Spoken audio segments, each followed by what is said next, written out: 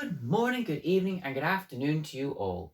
From those down the road to the folks around the world. Welcome back to another video. Now, last week you may have seen I did a short piece on the Earls of Oxford, the De Vere family, who aren't necessarily well known within English history, but have been vitally important and involved in some of the most important occasions and battles throughout medieval English history. This week, I'm going to take just a snapshot of those moments and also revolve it around their principal home, the sort of main residence that the Earls would often reside at. And that is Hedingham Castle, located in the county of Essex, just northeast of London. Hedingham Castle is considered to be the best preserved Norman keep in England. But what do I mean by those two things? What do I mean by Norman, and what do I mean by keep? Well, to start, Norman implies the time frame at which this castle was built, and also the individuals who would go on to build it. Now, the Norman period of English history spans from the Battle of Hastings in late 1066 and lasts for just under a century, just under 100 years. And the people, the Normans, came across in 1066 and conquered England.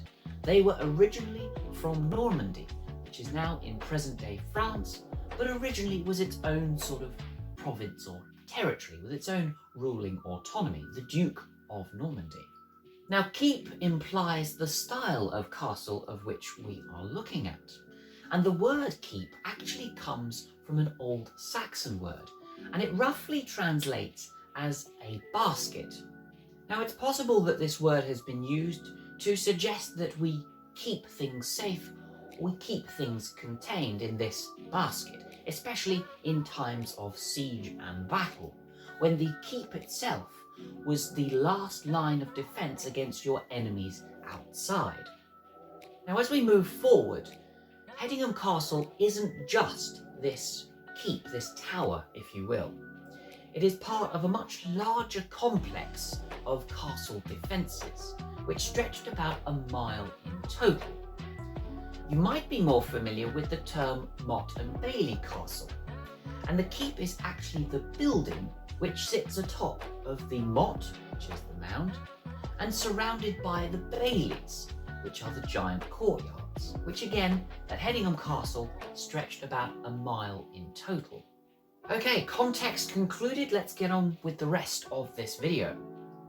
The site of which the castle now sits on today was granted by King William the Conqueror to Aubrey de Vere, another one of the Normans who had arrived in 1066. In the Domesday Book, which was dated about 1086, it is shown that Aubrey de Vere has been granted this parcel of land to turn it into a vineyard. There is the suggestion that he might have built an original wooden keep on the site of which now the present stone keep sits today, but we are unsure as to whether that is true or not.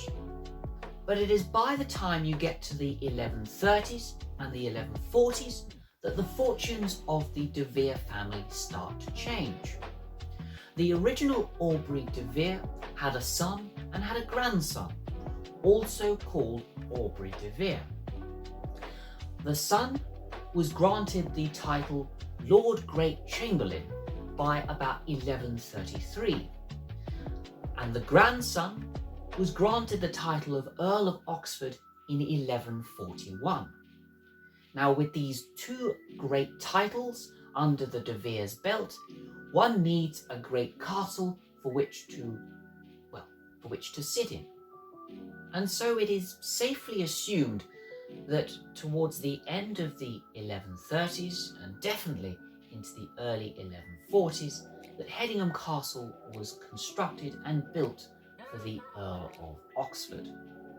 Hedingham Castle is about 100 foot tall, and with the extra elevation of the motte that it sits on, from the very top portions of the battlements, you can see for miles around, which is especially important when trying to defend your castle or indeed anticipating any attacks on your land or the castle itself. It consisted of about 5 floors, of which each floor was roughly 28 foot in width. That is including the spiral staircase located on the southeast corner of the castle structure. Now, the 5 floors consisted of a basement level, which wasn't actually underground as most basements tend to be, but was actually on the ground floor, because the main entrance of the castle was actually located on the first floor, approaching into what was known as the garrison's chamber, where all of the weapons and all of the armour was kept for the castle and for its defence. Heading further up these spiral stairs, one would then approach into the Great Hall, or the banqueting hall as it is sometimes referred to. This rather large and spectacular space with rather ornate designs. In fact, looking at the arches and the designs of this particular room, it is very much in keeping with a lot of the cathedrals and these very holy spaces that were built around the same time as this castle. The design work is actually not really what we would typically see in a standard Norman castle or Norman keep. The balconies that you can see running above this great hall was actually the next floor up. These minstrel galleries, where the minstrels, or indeed the musicians, would play for the entertainment of the guests and indeed the Earl and Countess themselves. The 5th and final floor, the tallest room in this very tall tower, would be the bedroom, this dormitory where the Earl and Countess of Oxford would have resided in. The castle keep itself was not designed for domestic living, besides the fact that people slept there. All of the cooking, all of the cleaning, all of the functions that would go into castle life were actually done in various outbuildings within the baileys, within this mile-wide castle complex. You would not, of course, find the Earl and Countess of Oxford doing their own cooking or doing their own cleaning within this castle keep. The keep was for defence, it was for entertainment, and it was, of course, for the sleeping as well. Now, in terms of sieges and in terms of battles that have occurred at Hedingham Castle, I mentioned earlier that the keep itself was the last line of defence against your enemy outside.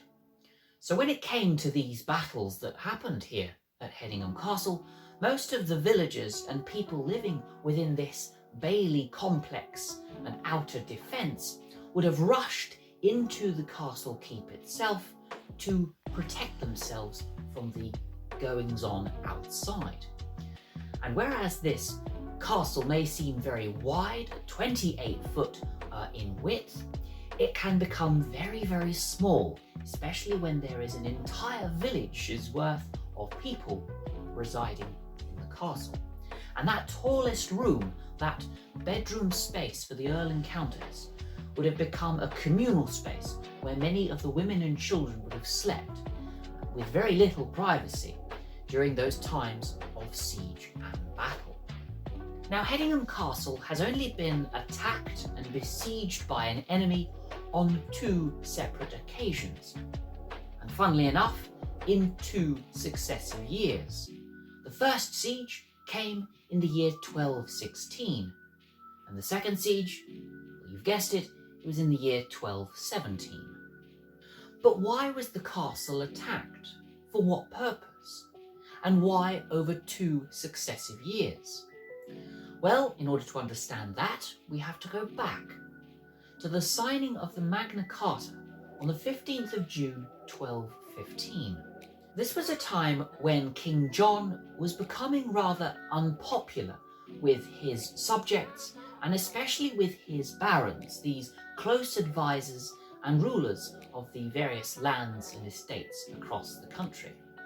Now, the 3rd Earl of Oxford, Robert de Vere, who was the owner of Hedingham Castle, was one of 25 people to sign the Magna Carta, forcing King John to curb the ever-increasing and ever-absolute powers that he was giving to himself. Within just a few months of the signing of the Magna Carta, King John went to war with the individuals that had opposed him and made him sign that forfeiting document, of course including the Earl of Oxford, Robert de Vere. In early March 1216, King John and his great army descended upon Hedingham Castle. This first siege of Hedingham Castle was actually quite short in its length of time. It is said that King John amassed his forces and was able to easily penetrate through these defences that had been so conjured up by those Norman architects.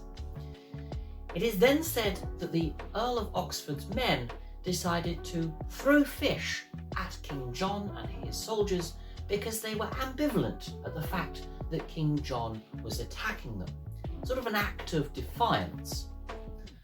But in the end, they must have realised, that they could not sustain a long and lengthy siege, as was the typical sort of tactic for taking over a castle, especially with all of the townsfolk and all of these people packed in to the castle keep. So, as I say, after just a short period of time, the Earl of Oxford's men decided to surrender. Following this short and successful siege by King John, Hedingham Castle was forfeited to the ownership of the crown, and of course King John himself. Robert de Vere had his earldom of Oxford stripped away from him for treasonous acts against the crown and indeed, of course, the country. And his position as Master Chamberlain of England was also taken away in lieu of his treasonous offences. The king's army of soldiers would refortify Hedingham Castle in anticipation of what was to be another siege on the castle in early 1217 that was equally as short and successful as the last. But who was the attacker? Well, that was a man called Louis of France. He was the prince, the heir to the French throne, and he had decided that he was going to claim England for himself. Prince Louis had been invited to England by the 25 opposing barons that had signed the Magna Carta, including that of Robert de Vere. So Prince Louis took a ship and landed on English soil on the 21st of May 1216, not 2 months after the siege of Hedingham Castle. On the 2nd of June 1216, Prince Louis was unofficially crowned as the King of England. We don't remember him from our history books because, as I say, it was slightly unofficial. And on the 14th of June 1216, Prince Louis had control of half of the country of England, following the acquisition and takeover of the city of Winchester. In October of 1216, King John passes away and is succeeded by his son Henry III. So we now have a bit of a political dilemma, because on one side you have Prince Louis, this pretender King of France. Then you have the forces and the more official kingdom of John and his son's successor Henry III. These two kings, with Robert de Vere right slap bang in the middle of this issue. Following the siege of Hedingham Castle in the March of 1216, Robert de Vere pledges immediate loyalty to that of King John, probably not wanting to lose his head as well as his official titles and privileges.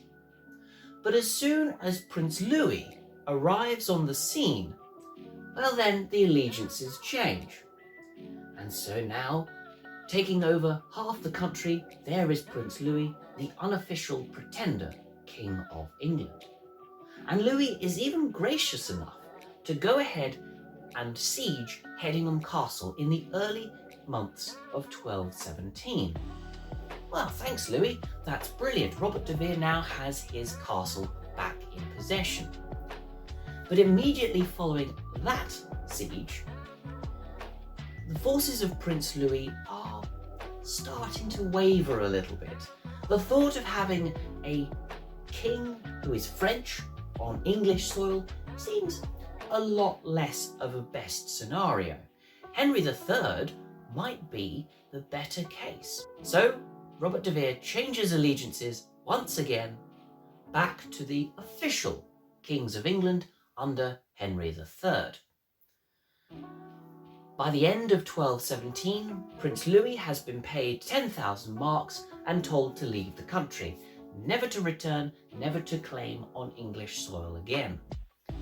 And by the February of 1218, well, King Henry III is gracious enough to grant Robert de Vere his official Master Chamberlain of England position, as well as his Earldom of Oxford.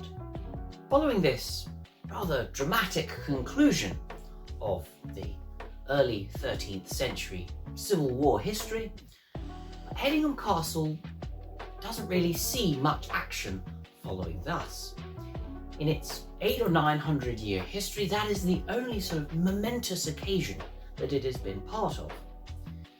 There was a couple of occasions, one in 1388 when Richard II, King of England, forfeited the castle from the 9th Earl of Oxford and Duke of Ireland because of issues with his administration when he was the Duke of Ireland.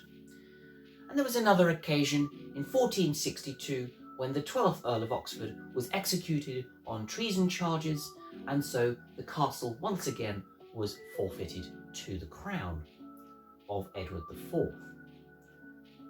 And throughout the history of the de Vere family and the Earls of Oxford, Hedingham Castle remained as its primary seat, its main residence in England, right up until the end of the last Earl of Oxford, who died in 1703. Subsequently, it was then bought by a series of patrons whom have included descendants of the de Vere family and those Earls of Oxford. These subsequent families and generations that have owned Hedingham Castle have built much more modern brick buildings immediately behind the castle structure, and have turned Hedingham Castle less into a fortified barracks and position of strength and more into a monument of English history and a wedding venue.